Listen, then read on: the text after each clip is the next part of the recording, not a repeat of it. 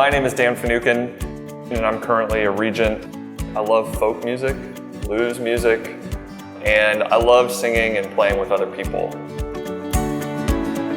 My name is Ian Peoples. I'm a Jesuit regent. I'm kind of a football fanatic. Most of my weekends are spent watching at least a few games. I'm probably one of the biggest Lionel Messi fans.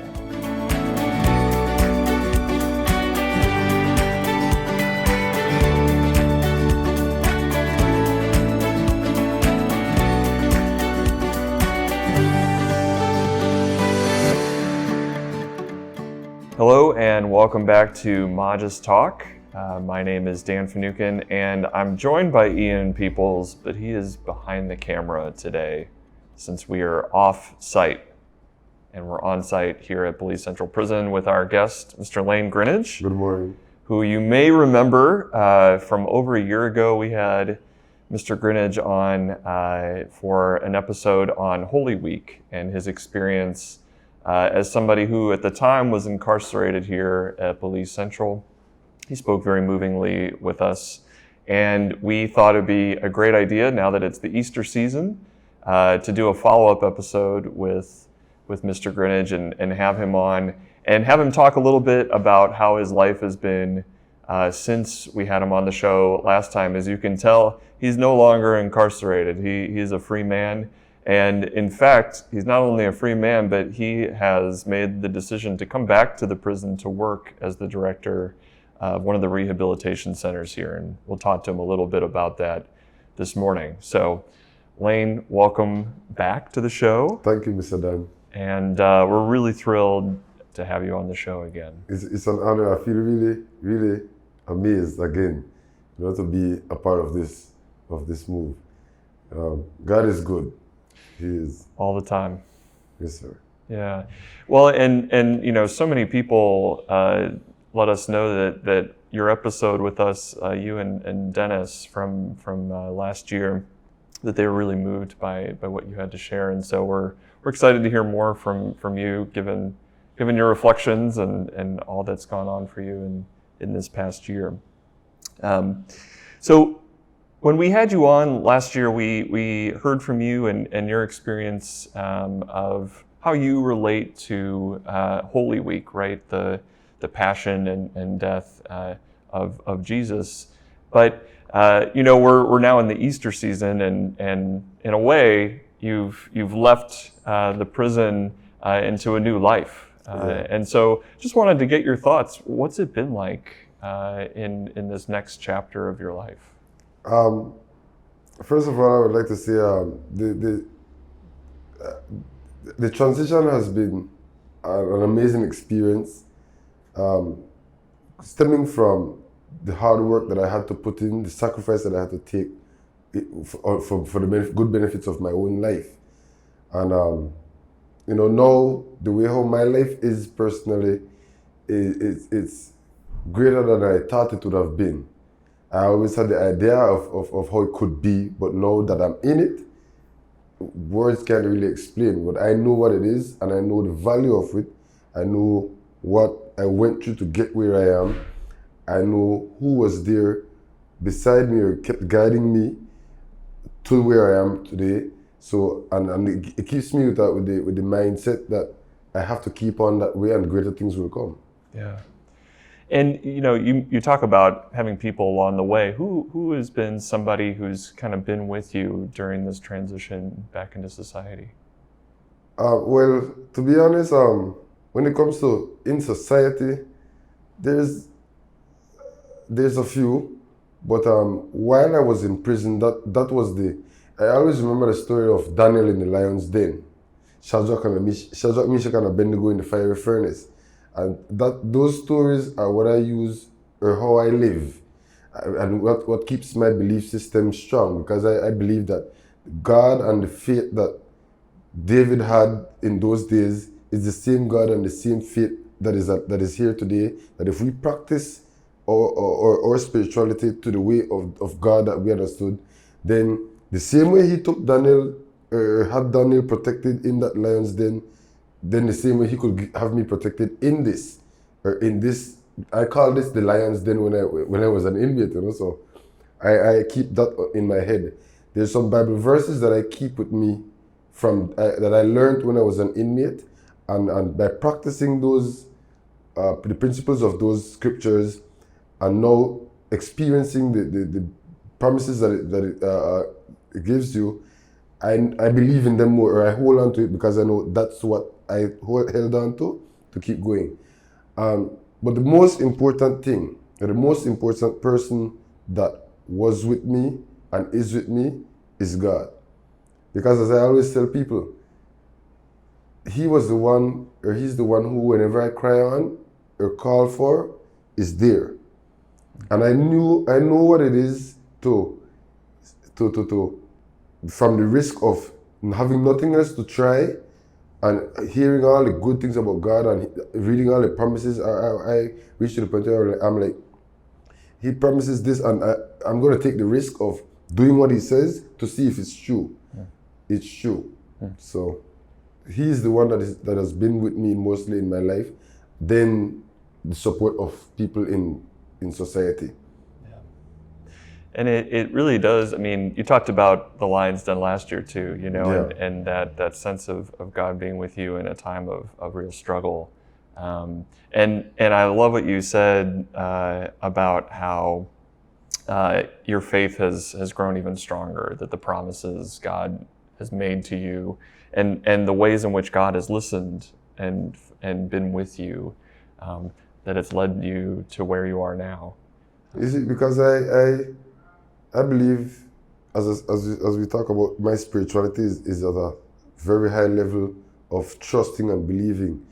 Because I remember when the day I got convicted, I had plans that if I get convicted, how I would react. I said to myself, well, if I get found guilty, I would react in a violent way because I don't know what I'm going to be facing convicted. So I'm just going to explode. But from that moment, that day when I got convicted, there was a different feeling or sense of something in me, something different. I spoke to someone this morning and I was like, looking at it, it was like from that day that I got convicted all the way to now, it has been that God was the one with me, guiding me and taking me through this. Remember the song, One Set of Footprints in the Sand? On the journey that I'm going through, I believe God is carrying me through it.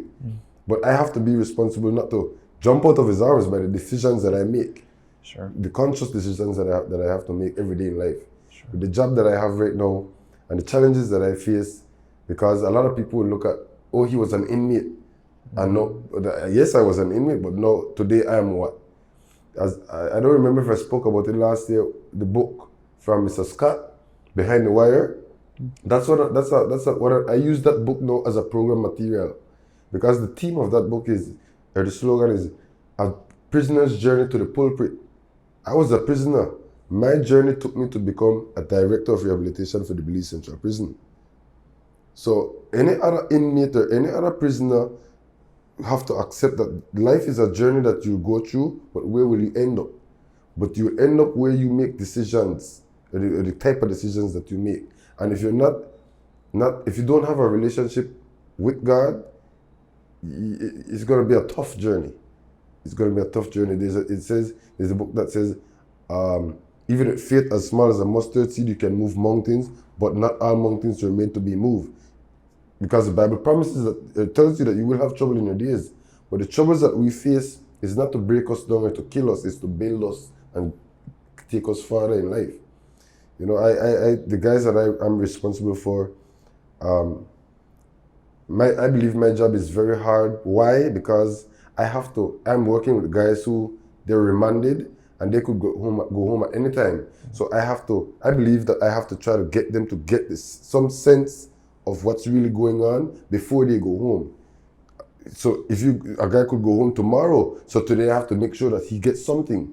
Yeah. But it's a challenge, but as I tell them, if I could do it, you can too. A story I learned from an inmate is that there was a guy in a hole trying to come out the hole, asking for help, shouting for help, crying for help, couldn't get out the hole until one day when he decided to pray and turn to God, he managed to get out the hole. And another day he was walking past by the hole and he heard someone shouting for help. So he looked down and there was a guy in the hole trying to get out. So he jumped in the hole. The guy looked at him and said, "You fool, why would you jump in the hole and I'm trying to get out?" So the guy looked at him and said, "I was once here. I come to show you how to get out."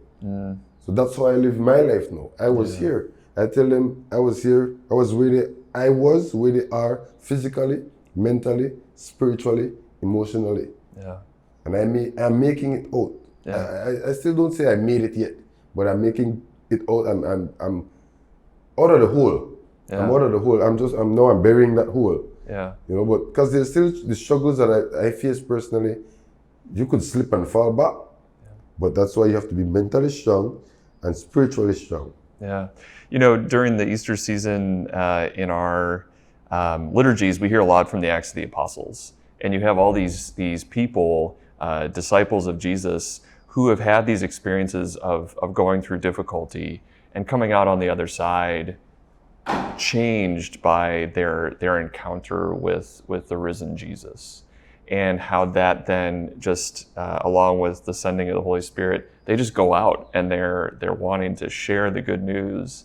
And that's what I'm hearing from you. I mean, just the sense, I love that image of going into the hole, you know. Yeah. That I've often heard that image used to talk about compassion, to literally go and to suffer with, but then to help lift up, knowing what it's like yourself. Yeah, and another side of that is what is called reparative justice, and I love what reparative justice is. Yeah, tell us what does that mean for you? And from as I learned, it's the butterfly cycle. You know, when it starts off as the egg, when it's a caterpillar, it goes around destroying all the leaves and the flowers and everything. Now when it turns into a butterfly, it goes back and give them back life. The way I look at it is, we as a man or as a people, when I was out in society, causing or contributing to the destruction of my community, the destruction of my life and others. Now, from true transition, I have the full power and passion to go back into my community and help and teach the right things and the right way. Because I know what it is. I always tell a story. I saw a guy who went on visit, an inmate who went on a visit, and his son was crying.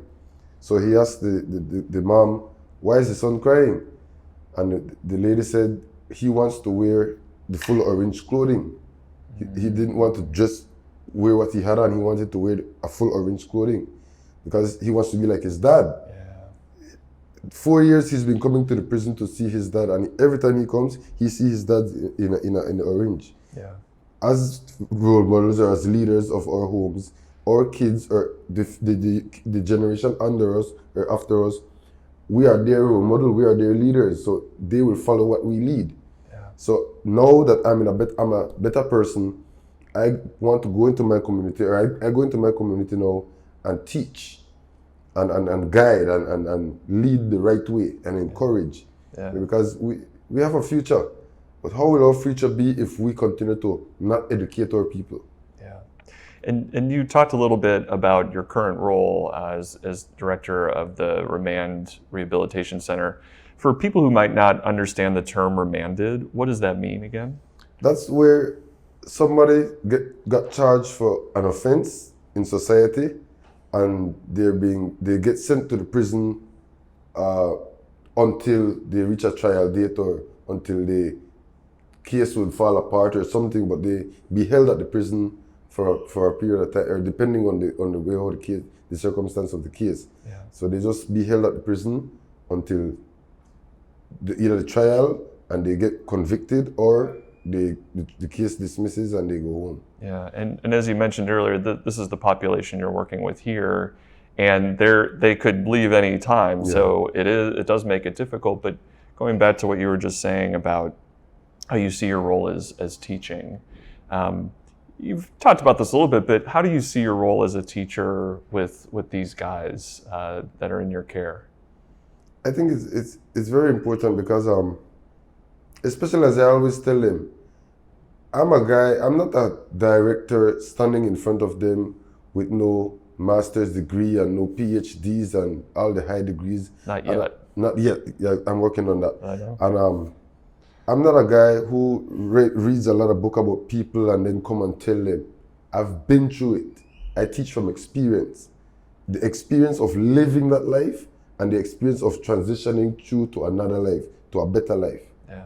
So I just try to get them on that part, on that focus. Yeah. You know, so, but as I always tell them, where they are right now being remanded, there's only one out of two things that could happen next for them. They either get convicted or they get another chance to go back into society and start again, or start over. But I believe, and this is what I tell them, I honestly tell them, I believe that God would allow some people to go through a conviction so that, because then that's what they would probably need to really get the message.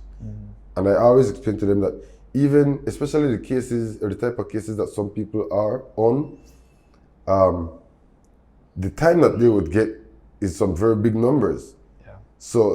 But yes, you could get that, but the God I believe in and the God that I know of, even if you get that, there's a way that you don't even have to do all of it, half of it, quarter of it, but because then, as I learned, from the worst of us, God makes the best. So when we're in a position that is this low, then we should expect to go high, and especially if we learn the word and believe that He tells us that He will take care of us. Yeah. These situations have to happen though. Some people have to go through certain things to get certain places. Yeah. And especially because I myself went through that. Just like many of them, they would sit and be like, oh, I'm going to win my case. Oh, they have nothing on me. God appoint and man disappoint. So many times, some guys would go to court. I'm going home. When you see them in the next 2 hours, they get 30 years, they get 40 years. Yeah. They're destroyed mentally. And I tell them, that's why I tell them now to prepare for the next step, either a conviction or another chance of life. Because if you sit here and don't prepare for a possible conviction, because knowing the circumstance, when it's time for you to face that, it's going to have a serious effect on your mind. Yeah. And that's going to affect your whole life. Yeah. You know, so that's just how I teach. Yeah. When I trigger their thoughts so that they could understand the reality of what's going on. Many of them listen to the news and for themselves, they would hear a guy get 47 years. You know what is 47? I even do the maths on the board. In 47 years, I'm going to be about 80 odd years old. So how old will you be? Yeah. But when you develop a relationship with God, your life could change. God will present you, like with me, I'm in a position without a degree. But as I tell him, I have a Jesus degree. With a Jesus degree, you qualify for any job. So, but you have to have that relationship with Him. Yeah. That's what I believe. And yeah, I mean, what you're describing, you're a teacher, you're also a companion, and kind of accompanying guys, especially when maybe their hopes get dashed about what they thought was going to happen for their life, showing them that, well, actually, what you were hoping for didn't happen, but there is another way. And so my final question is about hope. What gives you a sense of hope? What gets you up in the morning and gets you here, wanting to work with the people that you do? And what gives you hope for the future of Belize? That's like 5 questions, but somewhere in there, what is it that gives you hope? What gives me hope is the look in some of the guys' eyes and the faces that I see every day. They give me hope because I could see in many of their faces that they want the change. They're dying for the change. But the two main things that keeps them back is fear of people and doubt in themselves. So every day I get, and especially because I feel the way how I feel personally in my life because I made it, or I'm making it. I'm a changed man. I look at myself and how I handle many situations now, and I'm like, man, I never thought I'd have been like this. And as I always say, if I could do it, they can do it. We need to do it because it won't get better. It won't get better if we don't be better. So I try to do my part as best as I can, and with plans to do more to help my brothers, because we are the ones responsible for our livelihood and the livelihood of others. So if we don't do better, then things won't get better. Many of these guys, there's one guy, I used to always have this mentality, like many people, that nobody in prison is innocent. That mentality recently changed about 3 weeks ago when I finally met somebody who is innocent. And I think I met about 2 or 3 guys who are in prison right now innocently. And they were like, Mr. Grinage, what should I do? I'm here innocent. And I told him, brother, if God is in control and he knows what he's doing. Your job is to 1 Peter 5:6. Humble yourself under the mighty hand of the Lord, for in due time he will reward you. So you're going through this innocently, yes, but just hold on. Because when the time comes, when this is done, you could stand strong and say, I've been through that, I've been there, I've done that. And you didn't break. And by you doing that and not breaking, you could help somebody who is going through it not to break. Because every one of us have somebody that looks up to us, whether we know it or not. But when it comes to the hope, I really love my job. I am so happy with words can't explain how I feel. When I was an inmate and I used to walk the prison yard, I used to look at the building and I was like, I wish I could be the director of that building one day. Today I'm the director of that building. I am and I am very proud. Yes, I was an inmate. That's the past. So what does the Serenity Prayer says? Accept the things you cannot change. That you can't change the past. But you could, the courage, it said to give you the courage to change the things you can, which is your mindset, your attitude, your behavior, your thoughts, your words, your actions. You could change all those things. And because I study a lot, and especially in the field of rehabilitation, as that's what I love. Right now I'm studying true transition. And true transition starts from the inside, not just your attitude and the behavior, but your heart and your mind. And because remember, there's a difference between confirmation and transformation. So, and a lot of these guys, they would be on the confirmation level right now. So I'm trying to get them. Well, I can't change nobody, but I could just show them or invite them. Yeah. But I get up every day. Like when it's on the weekends, I can't wait for Monday morning, because I can't wait to reach work. I want to be around them, because they actually, right now, I have about like 70 people in my building. I would say at least 45 out of that 70 wants change. The others are still doubting. Yeah, they're still finding their way. Yeah, they're still like wondering if it's real. But as I explained to them, if you don't take the risk, you will never experience, and if you never experience, you will never believe. So that's the point we're at right now. But the hope and the love and the passion that I have for my job and for my life on a whole, it's beyond words. You remind me of a quote about vocation or calling, that what your calling is where your gifts and your desires and your passions meet the greatest needs. And clearly this is a place that has a need, not just for people to work here, but for people who are passionate about accompanying men and women who have done, in some cases, really grave things, and need to have somebody that is there to care for them, but also to kind of say, here's how to start making decisions that are going to lead to life, a new life. Why that's hard, because I would sit in front of a guy who, let's say, 30 years old.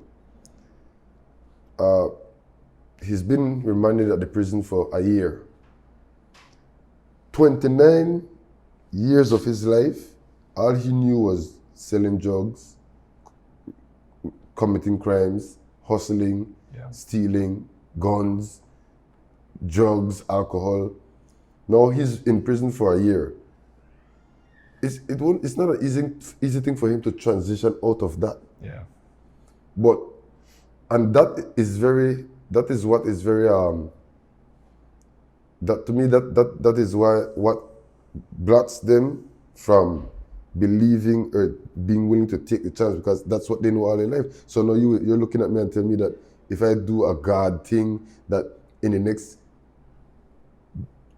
2 days things could change. Yes, it can. God does things that is called miracle. Sure. Even if it's just the miracle of what happens here. Exactly. Yeah. So you know, it's fun challenge. I enjoy it every single day. Yeah. I don't have a regret of the things that I've been through in my life and where I am right now, because the things that I've been through in my life has me equipped for today. Yeah. You know, so it's just that. Well, I think that's a great note to end on. And Lane, thank you again for coming back on the show and sharing a little bit about your story and about kind of your passion for the work that you do. It's always a pleasure. It's always a pleasure. And I hope that people at home have a chance to really sit with your words and to think about, you know, hopefully you offered a kind of a picture on what's happening here at the prison that might invite people to think about the prison differently.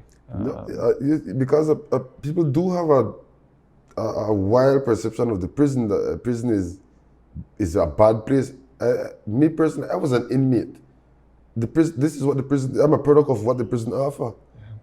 Because when I was an inmate in the program at the ARC building, the Ashcroft Rehabilitation Center, the program, because you see a lot of people would they're looking at the wrong things. Yeah.